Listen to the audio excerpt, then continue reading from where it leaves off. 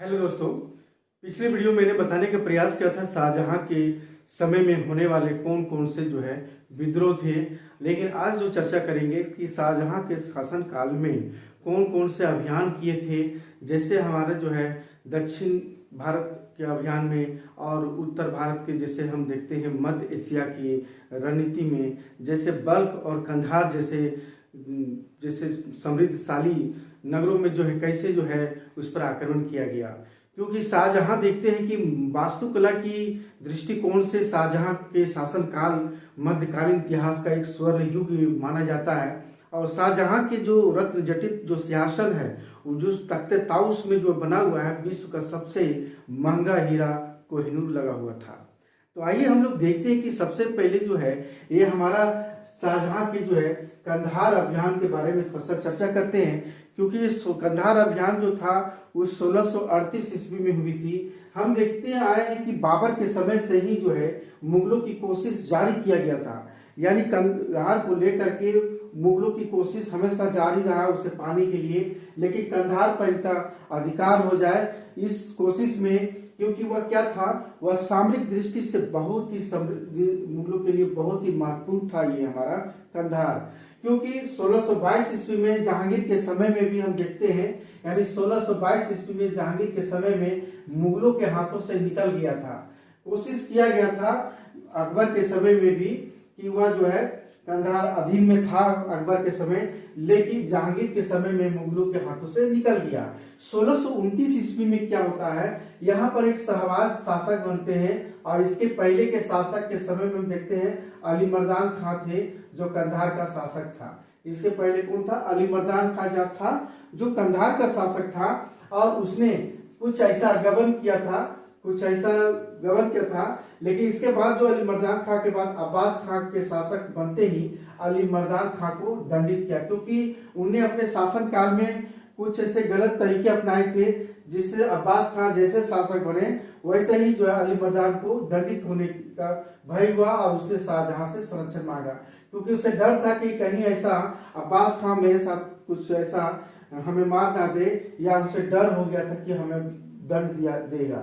तो उसने अली मर्दान खां ने क्या किया कि उसने शाहजहां से जाके संरक्षण मांगा कि हमें आपको मदद चाहिए। तो उन्होंने कहा ठीक है। शाहजहां ने उसे संरक्षण तो दिया, बदले में कहा अली मर्दान खां ने क्या कि 1638 में कंधार का किला मुगलों को दे दिया। इसके अधीन में भी था हमारा अली मर्दान का कंधार का किला, उन्होंने जो है मुगलों को दे दिया, यानी शाहजहां को दे दिया।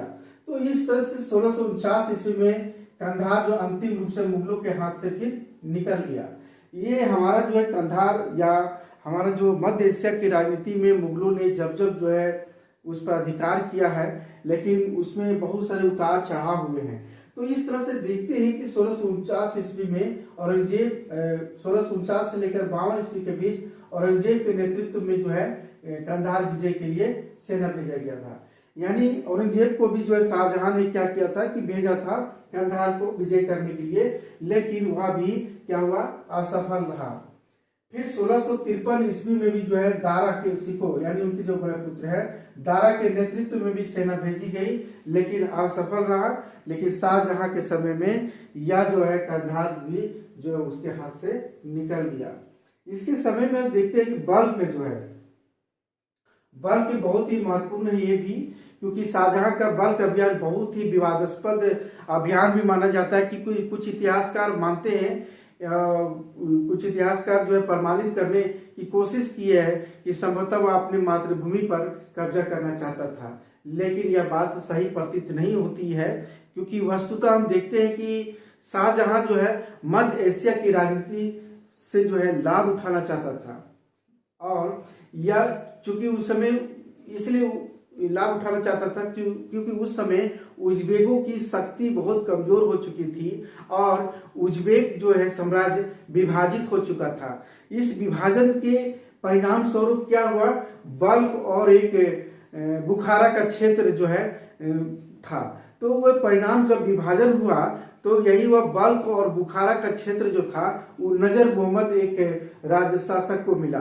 तो लेकिन नजर मोहम्मद के एक पुत्र थे अब्दुल अजीज, क्या नाम था, अब्दुल अजीज था, जो उन्होंने जो है वो अपने उसके विरुद्ध जो है विद्रोह कर दिया, यानी अपने पिता का। तो नजर मोहम्मद से बुखारा का क्षेत्र जो है उससे छीन लिया। नजर मोहम्मद के पास केवल जो है क्या रहा, बल्ख ही रहा। और नजर मोहम्मद के पास नजर मोहम्मद की सहायता की अपील किए जाने पर क्या क्या शाहजहां से अपील करता है।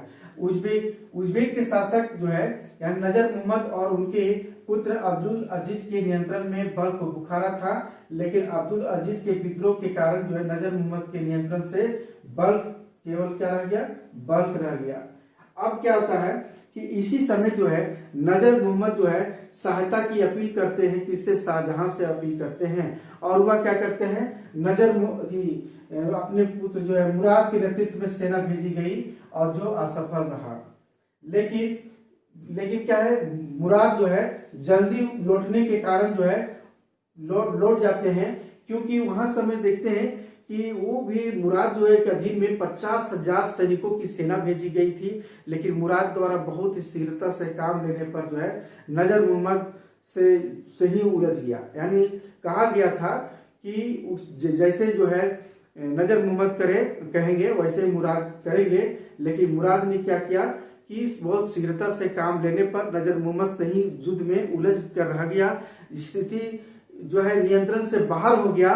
तब जो है औरंगजेब को जो है को भेजा गया, औरंगजेब के नेतृत्व संभाला फिर। और इस तरह से जब स्थिति नियंत्रण से बाहर हो गया, जब औरंगजेब जब गया वहां पर, तो उस समय औरंगजेब कहाँ का था, औरंगजेब गवर्नर जो था यानी सूबेदार जो था, औरंगजेब उस समय गुजरात का था। हाँ, गुजरात का था। औरंगजेब भी सफल नहीं हो सका, क्योंकि यहाँ पर देखते हैं अब्दुल अजीज भाग खड़ा हुआ, लेकिन नजर मोहम्मद ने ईरान में जाके शरण ली, है ना। उससे भी जो है नजर मोहम्मद ईरान में जाके शरण ली। और बाद में देखते हैं कि नजर मोहम्मद को औरंगजेब से माफी मांगने को कहा गया, लेकिन इसके लिए तैयार नहीं हुआ नजर मोहम्मद। यानी नजर मोहम्मद भी बहुत उलझ गया इन लोगों के साथ, मुगलों के साथ, और वह भागकर ईरान चले गए। और इन्होंने जो है औरंगजेब से माफी मांगने को कहा गया कि आप माफी मांग लें, लेकिन उन्हें इनकार कर दिया, लेकिन तैयार नहीं हुआ इसके लिए। तो इस समय हम देखते हैं कि जो है अब्दुल अजीज के पिता से फिर यहाँ मिल गया था। अब्दुल अजीज जो है और नजर मोहम्मद क्या था, दोनों मिल गया था, और मुगलों के बल्ख बुखारा छोड़कर वापस आना पड़ा था। तो 1647 ईस्वी में सर्दी का मौसम शुरू होते ही मौसम अनुकूल नहीं रहा, और मुगल सेना के पास क्या था, रसद नहीं था, और अतः उन्हें वापस लौटना पड़ा था। बल्ख अभियान से मुगल सेना की प्रतिष्ठा तो बढ़ी, लेकिन कोई विशेष लाभ नहीं मिला। प्रतिष्ठा बढ़ी जरूर, लेकिन कोई विशेष लाभ नहीं मिला शाहजहां के लिए भी जो है, या जो है बल्ख है और कंधार अभियान जो है धरा का धरा रह गया। इसके बाद हम देखते हैं, अगला देखते हैं, यह हमारा मध्य एशिया की राजनीति था। हम देखते हैं भारत की दक्षिण नीति। हम यहाँ ये देखते हैं कि शाहजहां की जो दक्षिण नीति भी इन्हीं उद्देश्यों से परिलक्षित रही है, जो पूर्व के मुगल शासकों की भी रह चुकी है। दक्षिण नीति के मामले में हर एक यानी जितने भी हमारे मुगल शासक थे उनकी भी मंशा रही है दक्षिण नीति की। इसमें एक और भी इसके अलावा इसके समय में जुड़ गए थे। शाहजहां की दक्षिण नीति का कुछ हद तक जो है धार्मिक कट्टरता से भी प्रभावित थी। शाहजहां दक्षिण से जो है सिया राज्यों को, सिया जितने भी संप्रदाय के जितने राज्य क्षेत्र था उसको नियंत्रित करना चाहता था। खाने जहां लोदी के विद्रोह भी शाहजहां के लिए बहुत क्रोध यानी बहुत ही नाराज कर दिया था। इस तरह से शाहजहां ने भी जो है अहमदनगर का अस्तित्व मिटा देना चाहता था, लेकिन इसके लिए बीजापुर की निष्पक्षता आवश्यक थी। शाहजहां ने जो है बीजापुर के पास जो है एक दूत भी भेजा, बीजापुर के अहमदनगर का 1/3 हिस्सा देने का आश्वासन भी दिया था। यहाँ तक शाहजहां ने जो है अहमदनगर के अभियान में जो है महाबत खां को भेजा था, लेकिन स्वयं उसका निरीक्षण करने के लिए उनने खुद जो है शाहजहां बुरहानपुर आ गया था। लेकिन इसी अभियान के बीच में ही जो है बीजापुर ने जो है अपना पक्ष बदल लिया और मुगल अभियान बीच में ही जो है स्थगित हो गया। तो इस तरह से देखते हैं कि 1632 ईस्वी में अहमदनगर पर आक्रमण कर वहां के शासक को बंदी बना लिया गया था और यहाँ के अनेक मुसलमान और मराठा दरबारियों को जो है मुगल सेना में शामिल कर लिया गया था। 1636 ईस्वी में बीजापुर के साथ संधि हुई और बीजापुर को अहमदनगर का एक महत्वपूर्ण भाग दे दिया। यानी सबसे बड़ी बात है कि बीजापुर को जो है अहमदनगर का एक बहुत ही महत्वपूर्ण भाग दे दिया। तो 1636 ईस्वी में ही जो औरंगजेब के साथ भी एक संधि हुई, जो गोलकुंडा के सुल्तान ने, यानी गोलकुंडा के सुल्तान ने खुतबे पढ़ा। खुतबे में पहले ईरान के शासक के पढ़ा जाता था, लेकिन गोलकुंडा के सुल्तान ने खुतबे में ईरान के शासक के नाम के बदले शाहजहां का नाम पढ़ने के लिए तैयार हो गया। तो इस तरह से जो है बहुत शाहजहां ने भी जो है खुश था। तो इस तरह से देखते हैं कि साथ ही देखते हैं गोलकुंडा को भी करद राज्य का बना लिया गया, यानी करद राज्य बना लिया था शाहजहां ने। 1636 ईस्वी इन सारी व्यवस्थाओं के बाद भी औरंगजेब को जो है दक्षिण का मुगल प्रतिनिधि नियुक्त किया। यानी 1636 में सारी व्यवस्थाओं के बाद जो है औरंगजेब को जो है दक्षिण में मुगल प्रतिनिधि के रूप में नियुक्त किया शाहजहां ने। और इसी में शाहजहां ने जो है इस तरह से यहाँ पर जो है एक मराठा सरदार जो शाहजी भोसले को नियुक्त किया था यहाँ पहले, उसे पुणे की जागीर दी गई थी। इधर मुगलों के पक्ष में यह बात भी हुई थी कि मलिक अंबर का पुत्र जो था फतेह खान जो उस समय जो अहमदनगर का पेशवा था उस समय, और मुगलों से मिल गया था। और लेकिन अहमदनगर के शासक मुर्तजा जो निजाम शाह था, उसकी हत्या कर दिया और फिर शाहजहां के नाम से खुतबा इन्होंने पढ़ा। इसलिए जो खुतबा पढ़ा तो शाहजहां ने बहुत खुश होकर फतेह खान को क्या किया, पुणे की जागीर दे दी गई। जो पहले पुणे का जागीर किसे मिला था, शाहजी को मिला था। तो इसी में जो शाहजी बहुत ही क्रोधित हुआ और बीजापुर से जाकर मिल गया। अब क्या अब चाहता था कि शाहजहां ने जो एक बार फिर जो है महाबत खां को जो है अधिकृत करने के लिए वह अहमदनगर को जीत लेने की बात कही।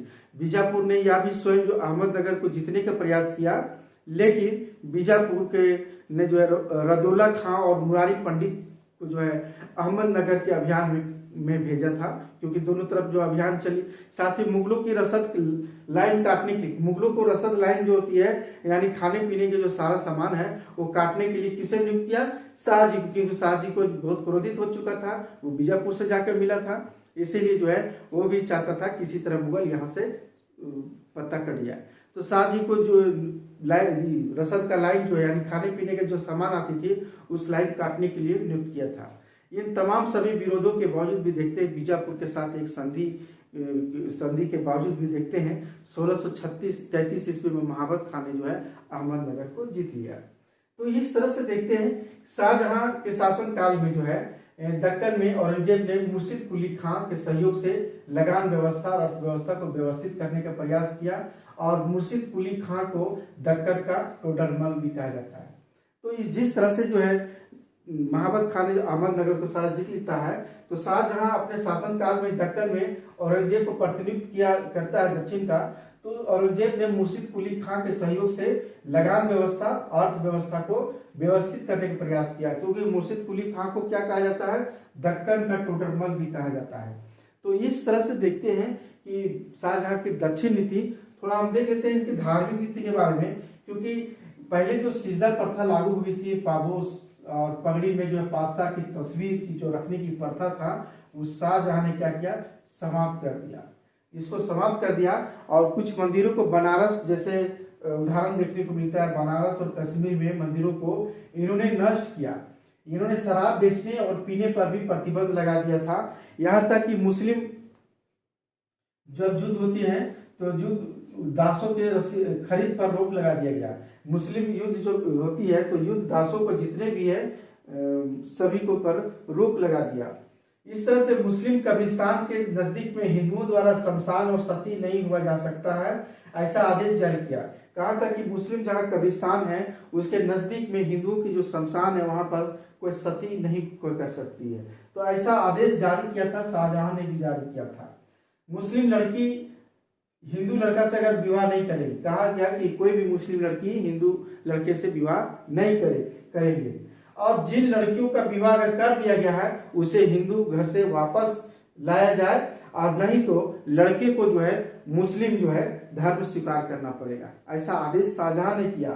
तो हालांकि कुछ इतिहासकारों का मानना है कि खंभात में एक और देखते हैं कि जहांगीर के समय में गो हत्या लागू थी, उसे इसने वापस ले लिया। हालांकि कुछ इतिहासकार को मानना है कि खंभात में गो हत्या लागू रही।